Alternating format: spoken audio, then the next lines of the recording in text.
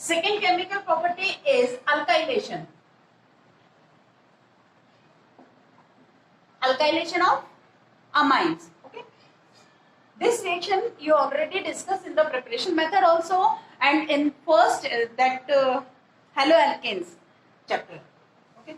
So RNH2 plus RX. Okay. In presence of base RNHR plus HX. Okay. This is secondary amine.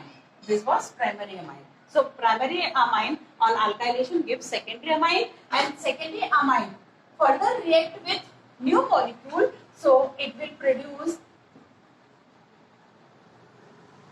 tertiary amine. Okay, and tertiary amine further react with new molecule of RX and it form quaternary salt. Okay, it will form quaternary salt. Clear hai? So this is the alkylation of amines. The third reaction is acylation or benzylation of amine. Third reaction is acylation or benzylation of amines. Okay? Acylation or benzylation of amines. So from where we will get acyl group or benzoyl group? So first RCOCl. From this species we will prepare RCO group. Okay? Because this dissociated to form. This reaction is nucleophilic substitution reaction. Okay? This is क्या है? This is nucleophilic substitution reaction. So RCOCl produces RCO group. This is acyl group. Okay? Acyl group.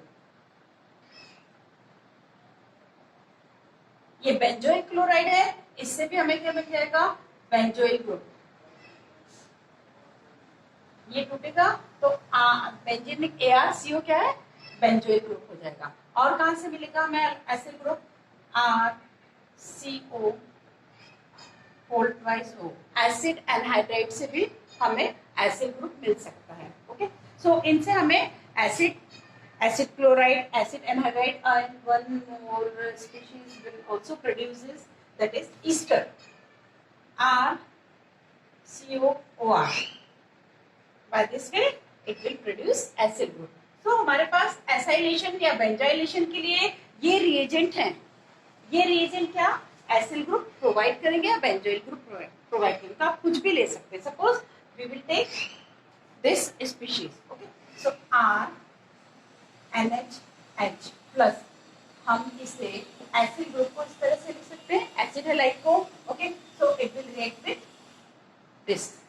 So H plus and Cl negative react to form HCl, and this becomes negatively charged and this is positive charge by the dissociation of Cl negative, carbon having plus charge, and after this, so it will produce R and H COR. This is acylated amine. Okay, this is acylated primary amine. Second, in case of secondary amine, this is primary amine. R N R H plus Cl COR.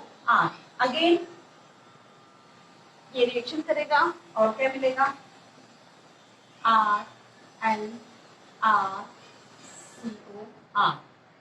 ठीक है, ये मिलेगा.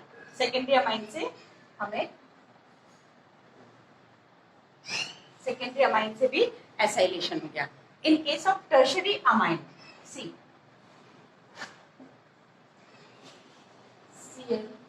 ClCOR.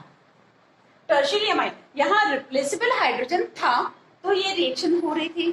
Tertiary amine don't have any replaceable hydrogen, so it can't react with acyl halide, or it is not acylated or benzoylated. Clear है? तो tertiary amine का acylation या benzoylation नहीं होगा.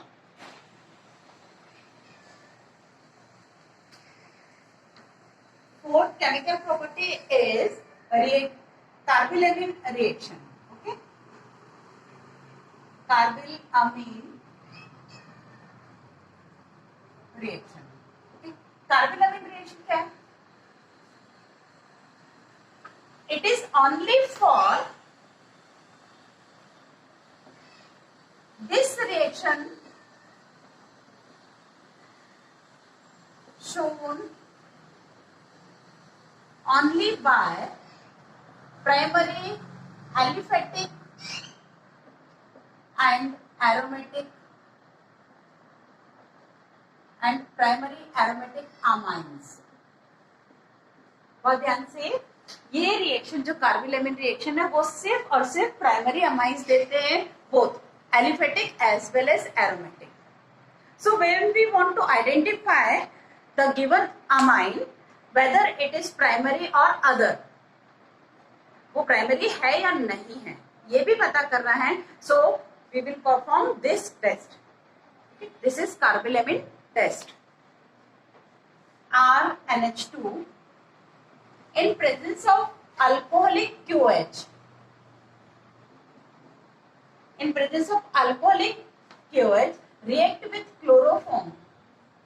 Okay, ये प्राइमरी अमाइन अल्कोहलिक QH की presence में chloroform से रिएक्शन करेगा और ये बना देगा RNP plus KCl plus H2. Okay, so this is isocyanide. Isocyanide और कार्बिलएमिन, कार्बिलअमाइन. ओके, ये आइसोसाइनाइड या कार्बिलअमाइन क्या होता है? इसकी बहुत ज्यादा ऑफेंसिव स्मेल आती है, तो हम इसे आराम से आइडेंटिफाई कर सकते हैं कि जो भी आपको अमाइन दिया हुआ है वो प्राइमरी है या नहीं. आपसे अभी ये नहीं पूछ रहे हैं कि वो एरोमेटिक है या एलिफेटिक है, सिर्फ ये पता करना है कि NH2 ग्रुप प्रेजेंट और नॉट. क्लियर है? तो ये कार्बिलएमिन टेस्ट है. Next reaction is reaction with nitrous acid. Fifth is reaction with nitrous acid. Okay. Primary amine, secondary amine, and tertiary amine. All the three amines react differently with nitrous acid. Okay. So fifth is reaction with nitrous acid. Nitrous acid क्या है ये? Nitrous acid is HNO2. It is highly unstable या ये बोले highly reactive. So at the time of situation we will prepare, how we prepare HCl plus NaNO2, sodium nitrite और HCl के reaction से हमें नाइट्रस एसिड मिलता है. Okay, सो हम इसे कब बनाएंगे? वही स्पॉट पे, सिचुएशन पे ही हम इसे प्रिपेयर करेंगे. So primary amine, this is for aliphatic. Okay, aliphatic and aromatic both react differently with the nitrous acid. So first for aliphatic primary amine, it react with HNO2 and form a unstable reaction intermediate. ये बनाएगा. ये unstable है, square bracket में जो लिख रहे हैं हम वो अनस्टेबल है.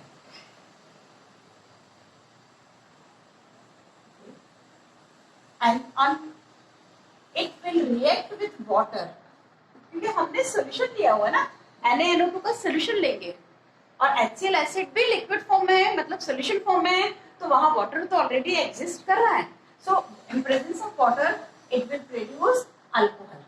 मींस फाइनली हमें क्या मिलेगा? फाइनली हमें अल्कोहल मिलेगा. ठीक है, तो aliphatic primary amines react with nitrous acid and ultimately they will produce alcohol. second, aromatic. For aromatic primary amine, so this is aniline plus HNO2. It will form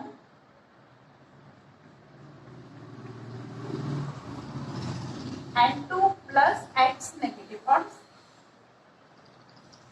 Okay, X negative, because you will use this combination here and here also. So chloride ion or any X ion, you can this diazonium salt. Remember one thing, this reaction will perform only at 0 to 4 degrees centigrade. Okay, means ice bath में हम ये reaction कराएंगे, क्योंकि diazonium salt भी unstable compound है, बहुत ही कम stable है, ये इस टेम्परेचर पे स्टेबल रह पाते हैं. So again I am repeating this, primary aliphatic amines react with nitrous acid and form alcohol, and aromatic primary amines react with nitrous acid, they will produce diazonium salt. So we can use this test for distinguishing the primary and distinguishing the aliphatic and aromatic primary amines.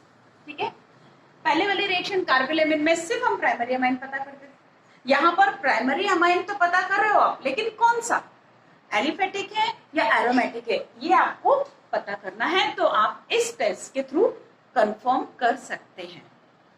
Sixth reaction, reaction with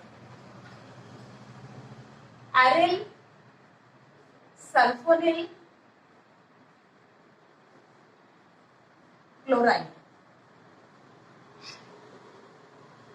Reaction with aryl sulfonyl chloride, and aryl sulfonyl chloride is called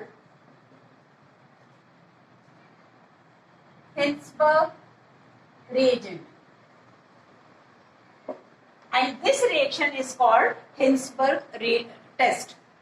Okay, तो reaction with aryl sulphonyl chloride, aryl sulphonyl chloride Hinsberg reagent कहलाता है, और इस test को हम Hinsberg test कहते हैं. आप देखिए आप इसमें कैसे होगा. This is aryl sulphonyl chloride and this is amine, this is primary amine. So this will form S double bond O and H R. Okay, it will produce in the precipitate form. ये precipitate form में बन रहा है. Okay, next, when we mix alkali or KOH or NaOH in this precipitate, it will dissolve. Why? Because it forms salt. आपने देखा H को K ने replace कर दिया, यहाँ बनेगा -H2O, तो ये क्या हो जाएगा, सॉल्युबल. ये सॉल्युबल हो रहा है. फिर से देख लीजिए, ये प्राइमरी अमाइन है, ये एरिल सल्फोनिल क्लोराइड है, इसने रिएक्शन किया तो प्रेसिपिटेट मिले हमें, वो प्रेसिपिटेट अल्कली में डिसॉल्व हो. For secondary amine plus H N R R. So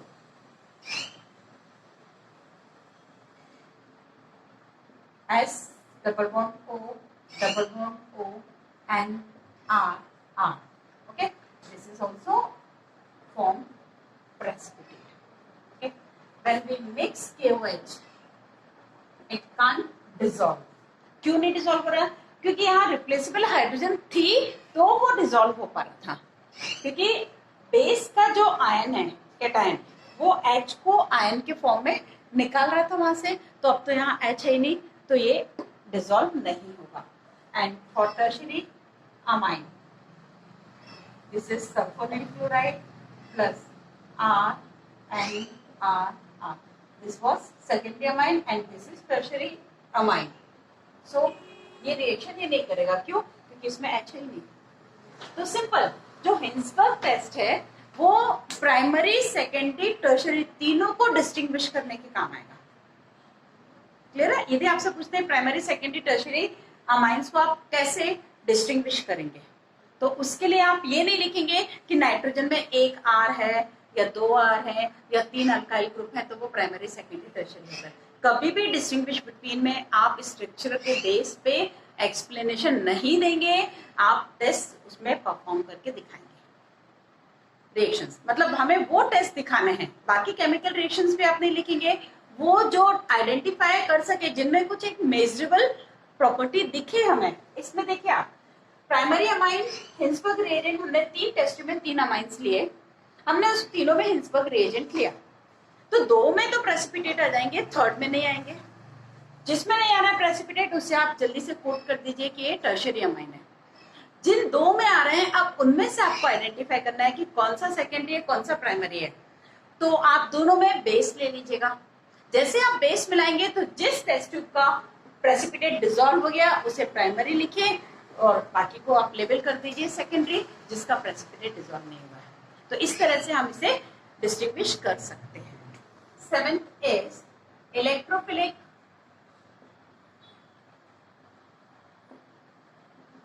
substitution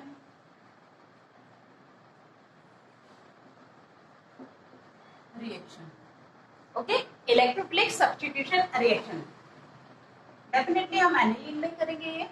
so NH2 group is ortho para directing. NH2 group क्या है? ऑर्थो पैरा डायरेक्टिंग ग्रुप है as well as activating group है। Activating group towards electrophilic substitution reaction. ठीक है, सो हम यदि aniline का first हम कराते हैं इसका bromination, okay, because it is highly activating group, so and ortho para directing influence से शो करता है। तो क्या होगा, एनिलीन यदि हम ब्रोमीन से रिएक्शन इसकी कराते हैं तो it will give try substituted compound. Ortho दोनों ऑक्यूपाई हो जाएंगे और पैरा भी ऑक्यूपाई हो जाएगा। तो क्या हो रहा है यहाँ पर, एनिलीन जो है वो ब्रोमीन से रिएक्शन करके, चूंकि NH2 ग्रुप बहुत ही ज्यादा एक्टिवेटेड है, तो वो क्या करेगा, आपको ट्राई सब्स्टिट्यूटेड कंपाउंड देगा। लेकिन if you want mono substituted compound, so what will you do? By the acylation we can decrease the activity of NH2 group, okay, with the help of acylation. So first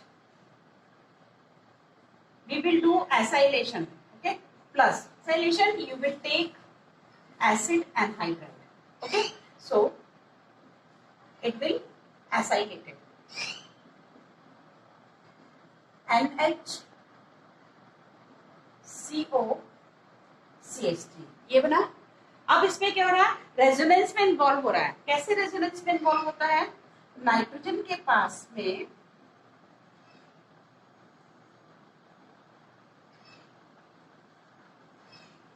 ये acylated हो गया। मान लो किसी भी amine को हम acylated कर रहे हैं, ठीक है, इसके पहले अपन ने एसाइलेशन बेंजोलेशन पढ़ा है।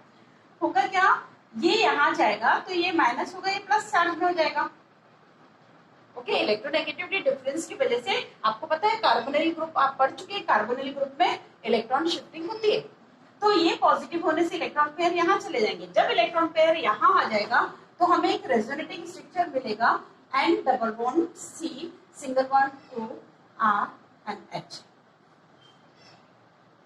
ठीक है, आपको ये स्ट्रक्चर मिलेगा, इसमें प्लस चार्ज आएगा, आपको ये स्ट्रक्चर मिल रहा है। तो ये स्ट्रक्चर क्या शो कर रहा है कि नाइट्रोजन के पास तो अभी लोन पेयर अवेलेबल है ही नहीं, तो ठीक वैसे यहाँ पर लोन पेयर की डेफिशिएंसी हो रही है कुछ स्ट्रक्चर्स में, क्योंकि रेजोनेंस में हमें ये भी मिलता है और ये भी मिलता है।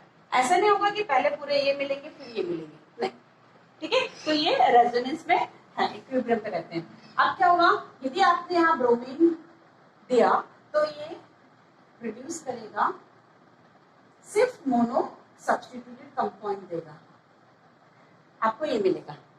अब आप उसके बाद इसकी हाइड्रोलिसिस कर लीजिए, तो वापस से आप इसकी एसिड हाइड्रोलिसिस कर लिए तो आपको फिर ये वापस से NH2 मिलेगा।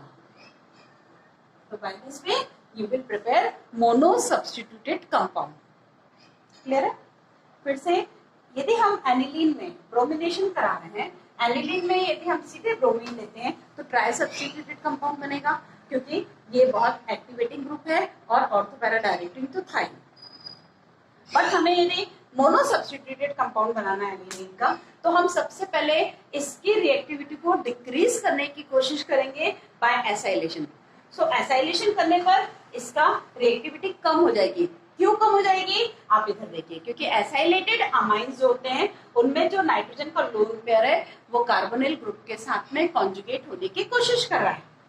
ठीक है, तो यहाँ पर इसकी रिएक्टिविटी कम हो जाएगी। रिएक्टिविटी कम होने से सिर्फ मोनो सब्स्टिट्यूशन हो पाएगा। ठीक है, next is nitration. Second is nitration. बी वो था first bromination, second is nitration. Nitrogen. For nitration, we will use nitrating mixture. What is nitrating mixture? Concentrated HNO3 and concentrated H2SO4. This is nitrating mixture. क्या कहलाता है ये? Nitrating mixture. Okay. So nitration के लिए हमने इसका nitrating mixture use करना है. So when you will use nitrating mixture. So nitrating mixture is acidic. So initially amine react with H plus ion.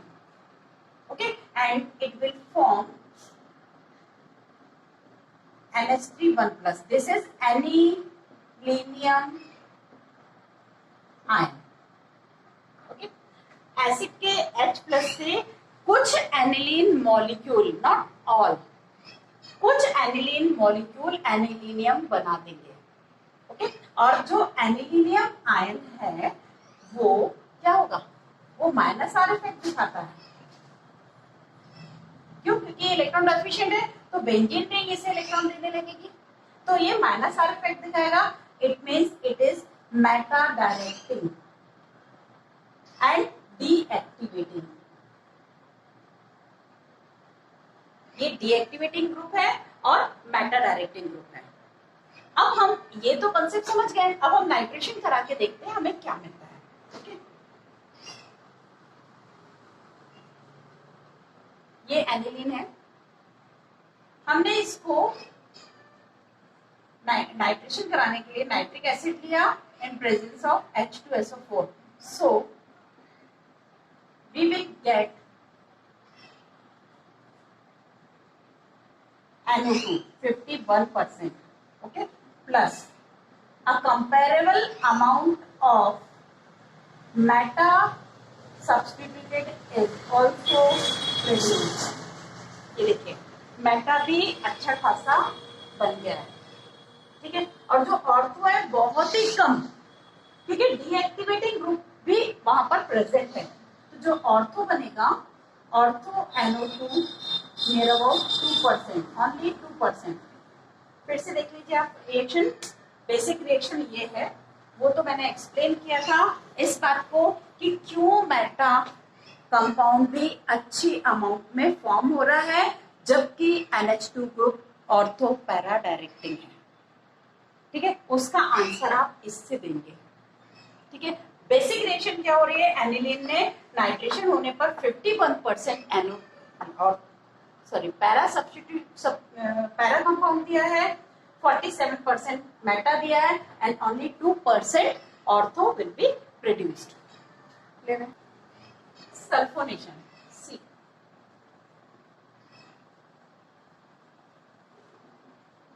Sulphonation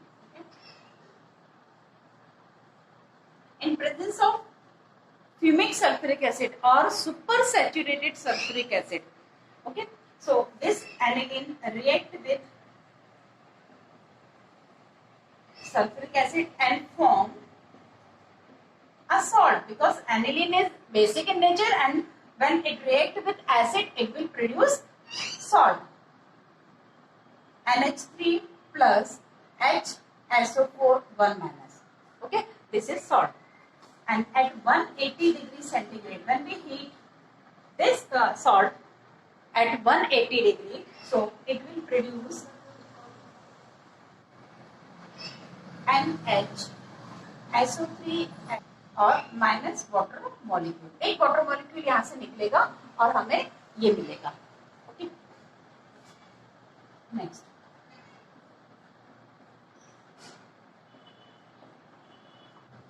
At 180 degrees centigrade and 3 hours heating.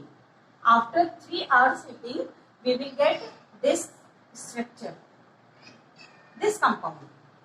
Okay? ये compound हमें मिलेगा. Clear है? कब? जब हम इसको 180 डिग्री तक 3 hours तक ऐसे रिफ्लक्स करेंगे, इसे गर्म करेंगे. So after prolonged heating, we will get this compound, and this is exist in ionic form also. NH3 1 plus SO3 1 negative. This is Zutter ion. क्या कहलाएगा ये? Zutter ion. Okay? Zutter ion. Zutter ion में क्या होता है? Actual में ये resonance में इन्वॉल्व होते हैं. जो सिंपल आयन, मान लो आपने NaCl की बात कर रहे हैं, तो NaCl के जो चार्ज है वो रेजोनेंस में इन्वॉल्व नहीं हो रहे हैं. रेजोनेंस तो नहीं, वो शिफ्ट नहीं हो रहे हैं कहीं पर भी. लेकिन जुटर आयन के जो चार्ज स्पीशीज हैं वो प्रोटॉन के डिफरेंस की वजह से, जनरली एक प्रोटॉन का डिफरेंस होता है, तो प्रोटॉन ट्रांसफर की वजह से वो आयनिक फॉर्म भी कैरी करता है. तो ये स्विचिंग चलती रहती है, मतलब इन दोनों के बीच में हमें रेजोनेंस मिलता रहेगा. आपने इलेक्ट्रोफिलिक सब्स्टिट्यूशन रिएक्शन में देखा था फ्रीडल क्राफ्ट.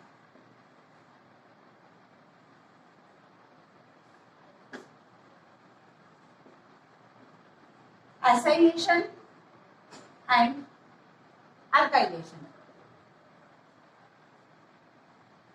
Okay? आपने Friedel Crafts acylation and alkylation पढ़ा था इलेक्ट्रोफिलिक सब्स्टिट्यूशन रिएक्शन में. बट एनिलीन ये एसाइलेशन, फ्रीडल क्राफ्ट एसाइलेशन और अल्काइलेशन नहीं देता है.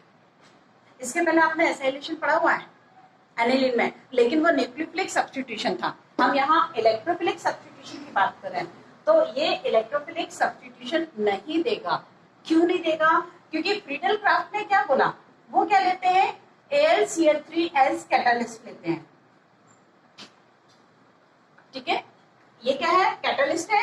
ये ल्यूइस एसिड है, मींस इलेक्ट्रॉन सीकिंग स्पीशीज है, इलेक्ट्रॉन डेफिशिएंट स्पीशीज है. और एनिलीन में क्या है, लोन पेयर है, नाइट्रोजन पर लोन पेयर है.